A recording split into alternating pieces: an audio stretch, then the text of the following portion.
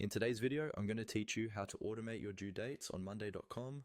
This process is a game changer for anyone looking to streamline their project management and ensure deadlines are met more efficiently. Let's get started. First things first, you'll want to navigate to your Monday.com board. This is the hub where all your project information is stored and where we'll set up our automation. You can find the board in your Monday.com dashboard. Once you're there, look for the plus sign. It's usually located at the top of the board near existing column headings. Give that plus sign a click. This will allow you to add a new column to your board. Now, when the menu pops up, you'll see an option labeled Date. Go ahead and click on that. Adding a date column is essential because this is where you'll enter the initial due dates for your tasks. Once the column is added, let's make it easy to identify by renaming it. Simply click on the column header and rename it to Due Date. Having clear labels can really help you to stay organized, especially when you have multiple columns.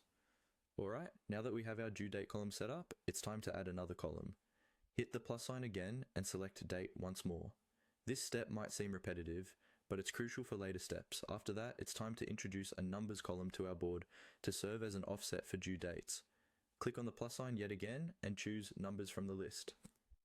This column will help you manage dynamic timelines by letting you set offsets in days. Rename this numbers column to something clear and descriptive, such as offset. It helps in easily identifying its purpose.